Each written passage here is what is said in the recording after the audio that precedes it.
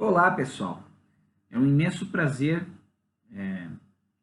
participar desse debate de extrema relevância em relação à Covid-19, os impactos da Covid-19 em diversos setores do direito. E fui convidado pelo professor Peterson, coordenador do curso de Direito, para ministrar essa pequena palestra sobre o teto de gastos e a Covid, reflexões à luz do dever de observância da responsabilidade fiscal, tema que envolve tanto direito constitucional quanto direito financeiro, né, na base da questão dos gastos públicos, né, do dever de observância de equilíbrio naquela relação orçamentária entre receitas e despesas públicas. E realmente é um tema muito atual devido à pandemia, a existência dessa pandemia que tem demandado recursos dos diferentes governos, tem demandado ações em relação à economia, principalmente pela União. Então, considerando esses aspectos, é um tema muito pertinente para ser tratado nesse evento, Direito em Debate, os impactos do coronavírus. Eu me dispus a conversar com vocês a respeito dessa temática. Eu sou professor de Direito Financeiro, então não poderia me furtar, né, de falar sobre o que poderia a pandemia impactar nas finanças públicas, mas não apenas nas finanças públicas, mas também na própria economia, porque a consequência dos gastos públicos elevados pode afrontar diretamente a economia. E para isso, mesmo sendo um espaço curto para promovermos esse debate sobre esse tema relevante, compete a mim retratar algumas situações que considero importantes. Primeiro, na divisão do Pacto Federativo em relação ao bolo tributário, a União fica com a maior fatia desse bolo. E houve um aumento significativo de gastos públicos e, inclusive, do endividamento público a partir do ano de 2008. No ano de 2008, por exemplo, em relação à dívida pública da União, a União tinha mais ou menos 1,4 trilhão de dívida, né, com a emissão de títulos da dívida pública. E em 2015, ela chegou a próximo dos 4 trilhões, ou seja, a União deliberadamente, né, abriu a possibilidade de emissão quase que desenfreada de títulos da dívida pública, ou seja, aumentou significativamente o endividamento, e o que acabou impactando em relação ao pagamento de juros da dívida pública e, consequentemente, a diminuição dos investimentos em áreas necessárias como saúde, educação, infraestrutura, saneamento básico, enfim. Eu faço esse primeiro retrato porque eu considero ele importante. Se nós não temos tantos recursos para investimento, é porque houve um aumento significativo do endividamento público de 2008 a 2015. Esse aumento significativo, em tese, deveria se dar para que o país pudesse fazer investimentos, mas o resultado prático disso, na verdade, foram obras paradas, obras inacabadas e muitos problemas em relação à disponibilidade de recursos para áreas importantes como saúde e educação. E no momento em que foi proposta a emenda constitucional 95 de 2016, que tinha como propósito alterar alguns dispositivos da Constituição para estabelecer esse teto de gastos públicos em todas as áreas, os partidos de esquerda, principalmente aqueles que estavam no poder e que promoveram esse endividamento, eles relutaram para que essa emenda constitucional não fosse aprovada, e até hoje relutam para que essas mudanças que implantaram esse teto constitucional sejam revistas e, obviamente, revogadas, enfim, canceladas do ponto de vista legal. E esses indivíduos, né, que fazem parte do Congresso, eles não olham para a responsabilidade fiscal, sendo que a responsabilidade fiscal é ponto importante para, principalmente, manter uma credibilidade ao país. Ninguém investe num país onde o próprio governo gasta além da conta, né, onde o governo se endivida excessivamente, e esse endividamento pode causar uma séria ruptura nas finanças públicas e comprometer não apenas a capacidade de investimento, mas também a garantia de direitos fundamentais básicos como saúde, educação, habitação, saneamento, dentre outros. A própria proteção da criança e do adolescente é um direito social básico. Então, vendo isso, analisando esse ponto, eu vou falar um pouquinho sobre o teto de gastos públicos, porque ele veio exatamente para frear essa vontade, né, quase que irracional de fazer as coisas sem olhar para o lado financeiro, né? Nas famílias, a gente sabe que existe um orçamento, existe uma limitação, e se o pai ou a mãe gastam além da conta, ficam no vermelho, isso atinge diretamente a vida de todos os pares daquela família. Não seria diferente com o Estado, né? Alguns até relutam, dizendo que o Estado é diferente, que o Estado pode promover endividamento, que ele consegue fazer isso. Mas quando o Estado gasta demais, quando o Estado se endivida, né, ele vai buscar compensar isso, ou seja, pagar essa conta, né, se ele não consegue, através dos impostos já existentes, dos tributos já existentes, ele não consegue receber recursos suficientes para manter esses gastos e o endividamento decorrente, né, ele vai buscar outros métodos para fazer valer esse pagamento. Ele pode muito bem ampliar, né, a incidência tributária sobre a população, ou ele pode emitir, ou seja, imprimir mais papel moeda, lançar mais moeda no mercado. Países que tomaram medidas assim praticamente quebraram, como é o caso da Venezuela, aqui do lado do Brasil. Então, essa irresponsabilidade fiscal, ela pode impactar decisivamente na vida de todos os indivíduos, seja em relação a uma maior tributação, seja em relação à quebra da economia pela desvalorização monetária decorrente da emissão e colocação no mercado de mais papel moeda, bem sabendo que o papel moeda, enfim, a moeda, o sistema monetário existe exatamente para facilitar a troca de riquezas, a substituição de riquezas, o que no passado era feito através do escambo. Tá? Então, é inegável que a responsabilidade fiscal deve ser uma condicionante. Não pode ser flexibilizada salvo em situações extraordinárias.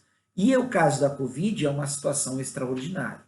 Então, não podem esses indivíduos que estão no Congresso usar o argumento da Covid-19, né, para tentar flexibilizar o teto de gastos em setores, né, que não são relacionados à saúde, ao combate do coronavírus. Né? E é nesse ponto que eu quero entrar, né, fazer uma reflexão sobre isso. Ora, se a duras penas aprovamos uma lei de responsabilidade fiscal em 2000, né, que é a Lei Complementar 101, e ainda assim muitos gestores não cumpriram com ela, né, precisamos ter que mudar, foi necessário ter que mudar a Constituição Federal para que se impusesse, né, esse teto de gastos em vários setores do governo.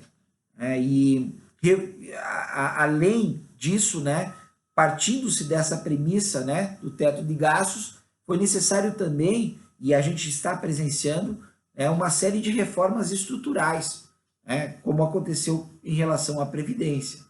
Então, nós precisamos ter a ideia de que, ao falar de Covid, nós estamos falando de situação excepcional. E as próprias modificações promovidas pela Emenda Constitucional 95 de 2016, que trouxe essa ideia do teto de gastos, ela prevê que em situações extraordinárias pode haver o rompimento desse teto de gastos. Então, nós não podemos flexibilizar em todos os setores. E é nesse ponto que eu coloco o centro da discussão, ou seja, situações de calamidade pública não dispensam a observância do teto de gastos e da regra de ouro.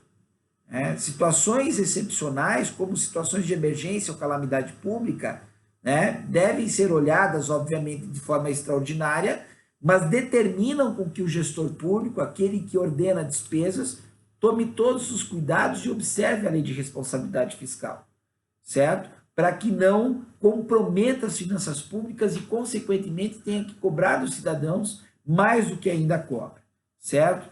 Então, diante disso, precisamos saber se a pandemia colocaria em xeque esse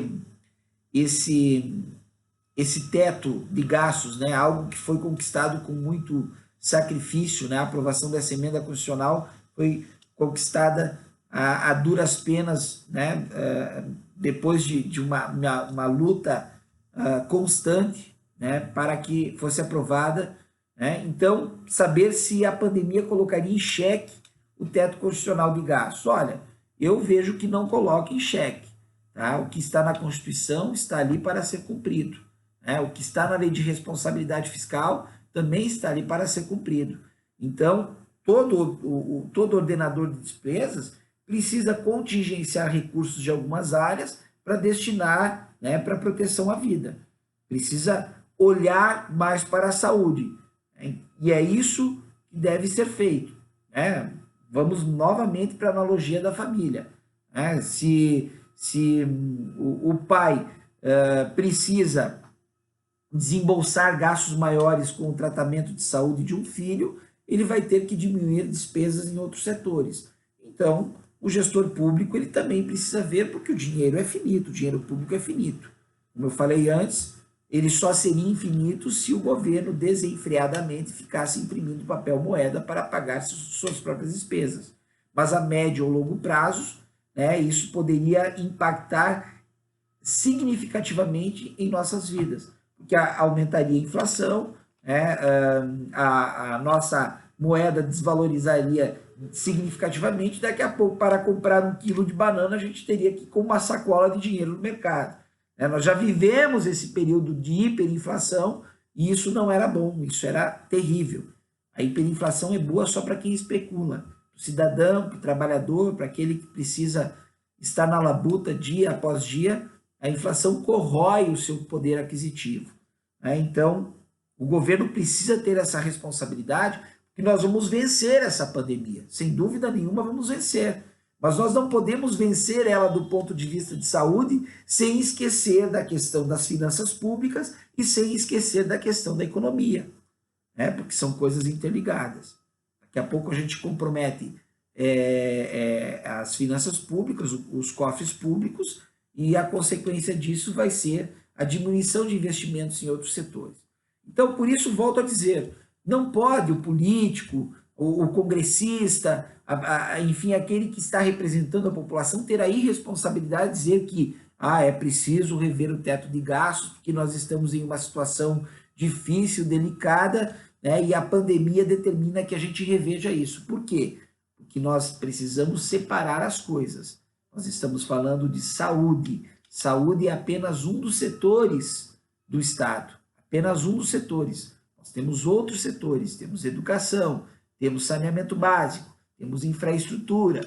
Então, é preciso que os governantes vejam isso e, obviamente, os membros do Legislativo, que são aqueles que aprovam o orçamento, e são aqueles que podem rever não apenas a Constituição, mas também as normas infraconstitucionais, que eles tenham essa visão responsável sobre as finanças públicas. Enfim, para que haja um equilíbrio entre receitas e despesas, bem sabendo que, embora haja uma situação excepcional, ainda assim é necessário que se tenha a responsabilidade para não comprometer o futuro do país, certo? Então, a pandemia não coloca em xeque o teto constitucional de gastos. Nós precisamos nós precisamos dividir as coisas. Tá? Não há como considerar, né, que a pandemia poderia comprometer o teto de gastos, porque o gestor público ele pode muito bem contingenciar recursos, rever alguns gastos públicos, diminuir algumas despesas para direcionar isso à área de saúde, tanto para o combate quanto para o tratamento de pessoas atingidas pelo Covid-19. Né? O teto de gastos públicos ele foi uma medida importante para a economia. Ele não é tão importante apenas no sentido de aplicar o direito financeiro, de vislumbrar a ideia de equilíbrio fiscal. Ele foi importante para a economia, porque, como eu falei no início, um governo responsável é um governo que atrai investimentos, principalmente investimentos estrangeiros. Agora, um governo que não paga a sua conta, um governo que não tem responsabilidade no gasto público, ele pode comprometer a economia, ou seja, pode gerar um efeito negativo, um efeito contrário. Então, é preciso que se tenha em mente, de que não precisa rever, o teto de gastos. O teto de gastos permanece. Situações extraordinárias estão previstas. E essas situações extraordinárias demandam decisões extraordinárias e ações extraordinárias. O resto, o que é ordinário, o que o que tem a ver com a questão de gastos pontuais, isso continua, tem que se manter o teto. Situações excepcionais, obviamente, pode-se rever a questão do teto, como é o caso do que está acontecendo com a área da saúde. Um outro ponto importante que eu coloco é em relação a como esses ordenadores devem fazer fazer o que precisa ser feito em relação às despesas públicas, o que eles precisam fazer, em termos de procedimento para não deixar de atender a demanda decorrente dessa pandemia. Bom, primeiro, a gente sabe que a regra é observar o procedimento licitatório. Tudo bem, mas nós temos situações excepcionais. Situações excepcionais, nós vamos para a Lei 13.959, que é a lei que foi aprovada e direcionada exatamente para o combate do Covid. Então, situações excepcionais, onde não há tempo para licitar, o governante pode adquirir insumos, equipamentos, enfim, resolver o problema. Agora, o que pode ser colocado no planejamento e se realizar a licitação pública, faça a licitação pública. Então, coloco essa situação porque isso também tem a ver com a questão de sobrepreço. Não vamos nem entrar na esfera da questão de corrupção, mas apenas sobrepreço, ou seja, oferta e demanda podem gerar preço maior ou menor. Então, quando há muita demanda sobre determinado insumo ou sobre determinado equipamento, aquisição de equipamentos, isso pode comprometer o preço, pode aumentar, ampliar. Então, os gestores públicos precisam também ter a responsabilidade de olhar para isso, para evitar que daqui a pouco se gaste excessivamente, e lá na frente não se tenha dinheiro para se gastar em outras situações que também são necessárias para o combate ou até mesmo para ações de tratamento de pessoas atingidas, de pessoas infectadas pela Covid, certo? Então,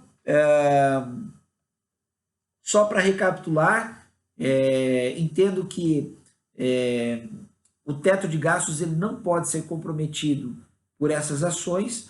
Todas as ações decorrentes da pandemia são ações excepcionais.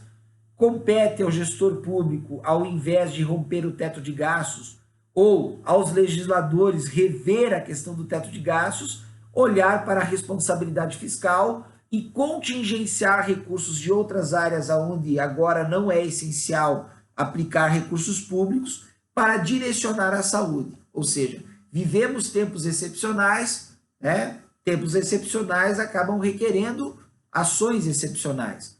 Agora, nós não podemos fazer regra, ou seja, a regra do rompimento do teto de gastos para todos os setores. E aí nós voltamos ao que já aconteceu no passado, recente, que é um governo gastar demais, gastar de forma irresponsável, endividar, né, o poder público, né, endividar a administração pública e comprometer áreas tão importantes como educação, saúde, tecnologia, inovação, infraestrutura e que são essenciais ao desenvolvimento do país. Bom, a minha mensagem é essa, deixo um abraço a todos, é uma pena que seja tão curto o espaço para tratarmos sobre um tema tão relevante e coloco-me à disposição se quiserem esclarecer alguma dúvida complementar, entrarem em contato comigo através do meu e-mail institucional. Um grande abraço e muito obrigado por essa oportunidade.